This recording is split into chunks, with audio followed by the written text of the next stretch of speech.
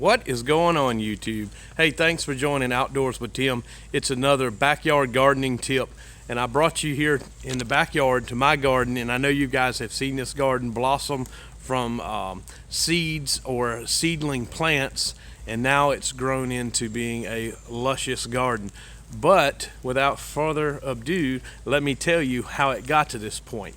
It did not just grow on its own. It came with a lot of love and a lot of work and a lot of planning.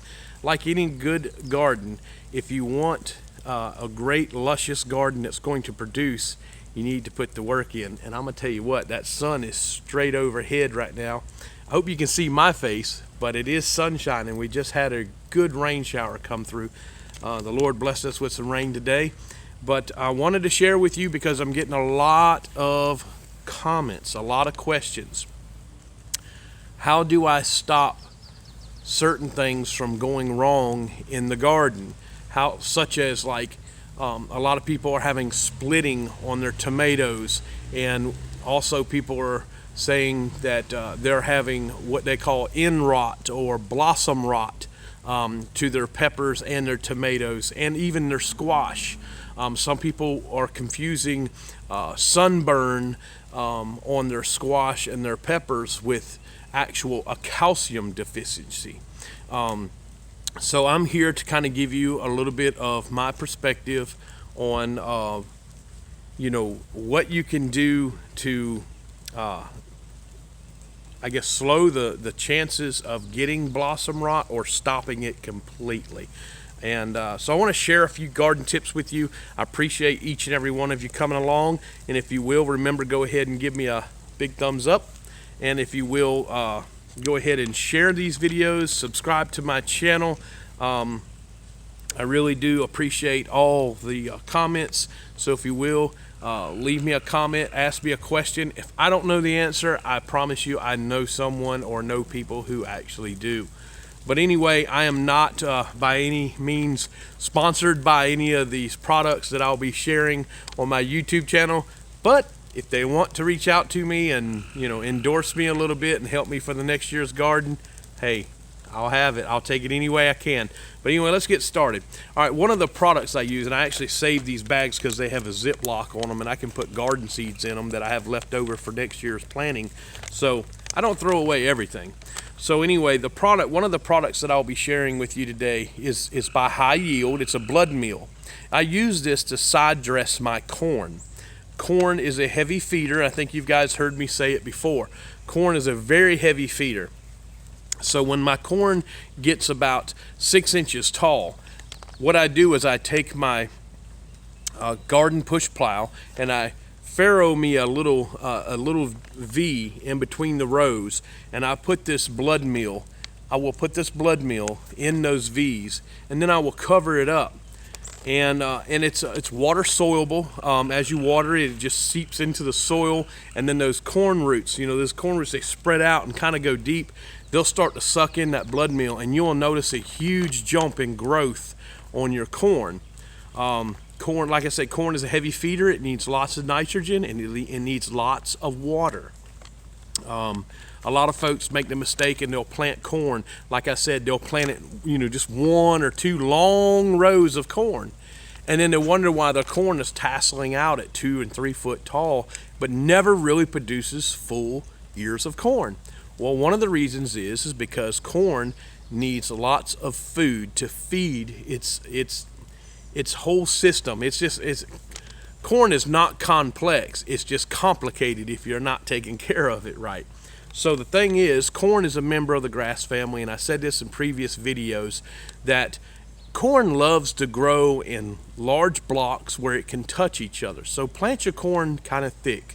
And if you think it's too thick as it's coming up, you can always weed out the ones you don't really want in there. But like I said, I like to plant 3 seeds for every 8 inches. So in 8 inches, 8 inches is probably, I don't know, something about, well, you take your 2 thumbs and stick them together, you should be able to get, 3 seeds in that gap right there. So you'll put 3 seeds, then 3 more seeds, and 3 more seeds. What I'm saying is if you plant your corn seed close together, they'll come up. And that's the way corn likes to be. Corn it's a sociable plant. It likes to be able to touch each other as it's growing. So remember that. That's a great tip. But also remember the blood meal. The blood meal, it works great. Now on this here, now when you go and you pick up the blood meal by High Yield, it also says slow release natural nitrogen for roses, flowers, and shrubs. But this stuff is great for your corn, okay? So if you can, pick up some blood meal by High Yield, or just some blood meal by a different distributor. And one of the other things I want to talk to you about is the end rot. Now here we go. This is where I've been getting a lot of questions. A lot of folks want to know, what can I do to stop blossom rot or end rot? Or some people say, oh, I think I've got too much rain, or I've watered my tomatoes too much and now they're starting to rot, or they're splitting. Well, there's two things. Splitting most likely is from overwatering to an extent. But then again, if you have enough calcium nitrate in your garden, then you won't have to worry about splitting even when you have watered your garden too much. Okay? Mother Nature, you can't do anything about that. Mother Nature's going to do its thing, and unless you just want to cover your garden and grow everything in a greenhouse, that's fine too. But some of us don't have the luxury. Some of us just prefer, plant the garden, do the labor, and let Mother Nature help along. Okay, so one of the other products is the High Yield calcium nitrate. And if you look on there, it'll show you the picture of what they call blossom rot, or some folks also call it end rot, because it's actually on the end of the tomato. The bottom line is, if you are having this problem in your garden, it's probably because you have a calcium deficiency. Now, I want to share with you, on the back of this, there is some directions, and you could screenshot that and read that. It will tell you exactly how to mix this. One of your most important tools for delicate garden plants, such as tomatoes, would be this 1.5 gallon to a 2 gallon waterer. It's very important, because what you would do with this and this is you would take 2 teaspoons of this, or a teaspoon per plant, however you want to do it. Some people like to go a little strong depending on how large your plants are. Me, I always do go a little over.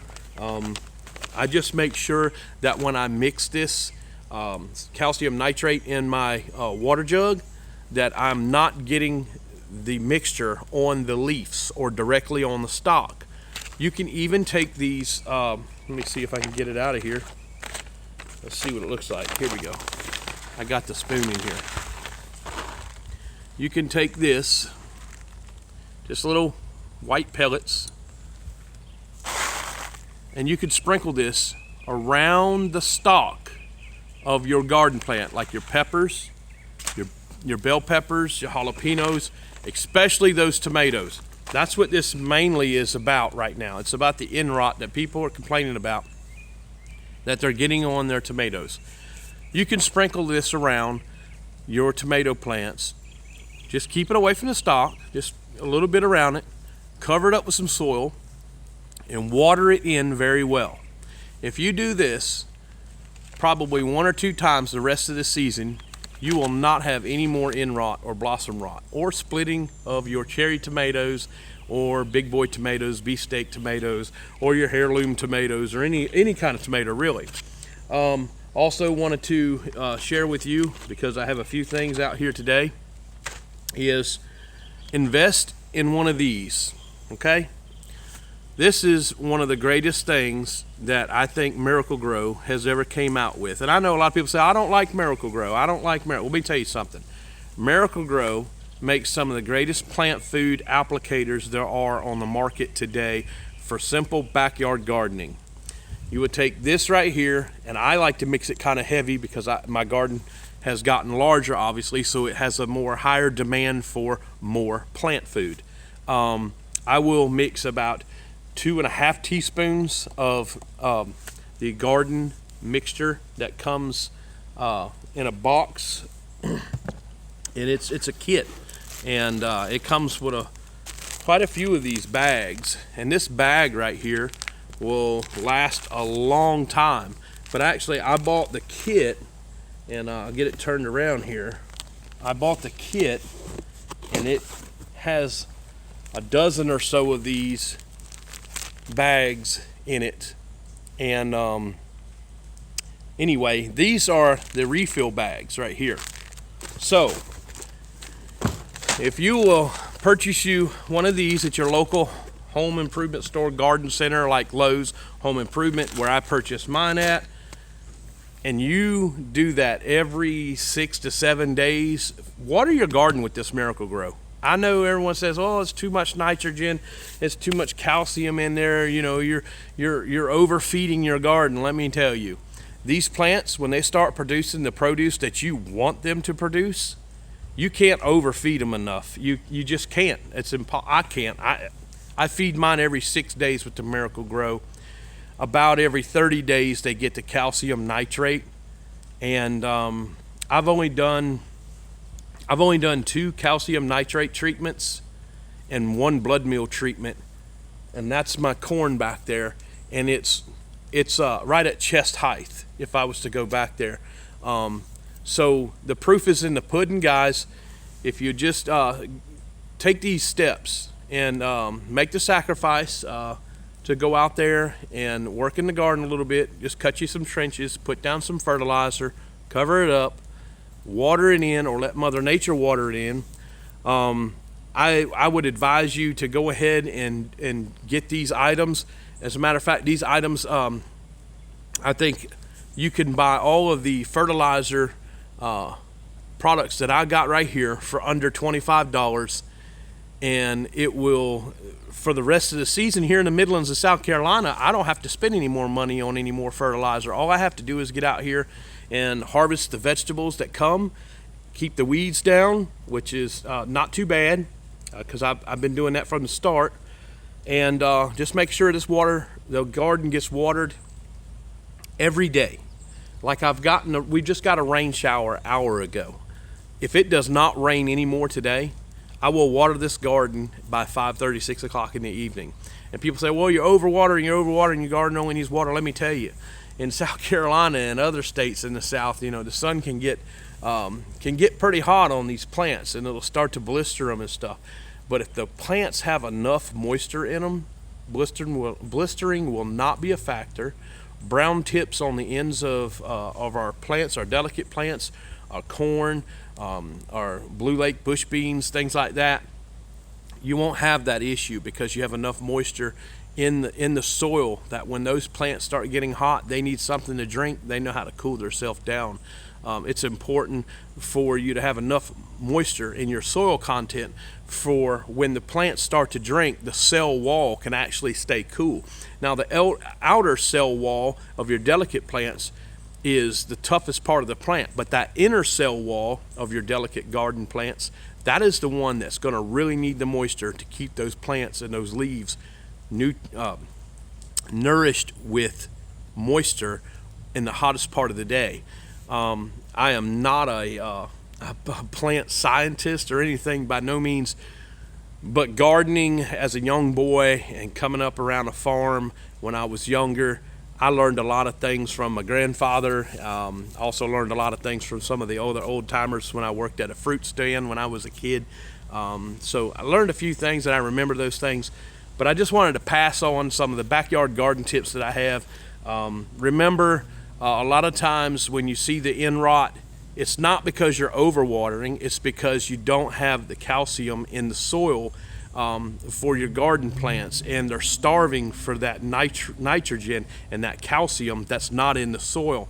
One other thing, a good pH level in your soil, according to South Carolina Clemson University, the scientists, the plant biologist there and the soil biologist people there, here in South Carolina where I'm at, it's about a 6 to a 6.5 is wonderful soil content. Actually, I am right at 6.5 as of a month and a half ago when I tested my soil. And you can buy soil testing kits online and check it yourself. So anyway, guys, hey, thanks for coming along. I'm going to take you around the garden and let you see you know, how everything is just flourishing. And I really appreciate each and every one of you coming along on this video. And if you will, again, remember to give me a thumbs up. Subscribe to the channel, share the videos, and leave me a comment. Now let's go take a trip around the garden, and we'll see what we can find. Maybe there's some vegetables that I haven't harvested yet. All right, now we're back at the garden, and we got our peas are really coming up very good. Got a little bit of weeding to do, and these are our bush beans, doing very well. And those are our green jalapeno peppers, doing very well. And this next row is our, let's say, zucchini squash. Look how huge they are. Oh, and we got one down there. I think I'll give it a few more days and it'll be giant. And then we have 2 collard plants left. We've already picked some of them out, so we won't worry about planting anything in there. Our garden was kind of tight this year. And these are our crookneck squash. If you can see down in there, we have a crookneck in there. Let's see, we got some more crookneck in here. Oh yeah, there's a little one there growing. There's another one growing. So then we have cucumbers. We're going to let them crawl up those homemade trellises that we made out of some leftover wiring fence. And then we have 2 basils. I got to get in the pot. Got to get them planted in their own pot. And then in here we have some peach seeds. We're experimenting. We had some peaches and we saved the I want to call it the seed. So it takes about 3 months for those to sprout. And then right here we have our green bell peppers.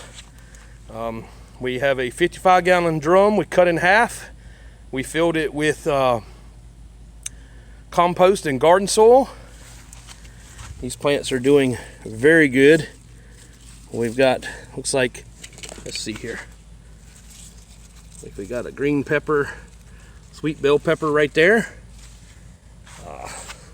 Let's see. I know we picked some the other day, so okay. Well, we only have like a couple growing right now, so we got a whole countertop full of them. These are our beautiful tomatoes, and we have tomatoes on them. We've harvested some, so I don't know if you can see back in there. We've got a beautiful one growing there, and there's a couple on the other side too. And then these are our cherry tomatoes. We have not harvested any cherry tomatoes yet,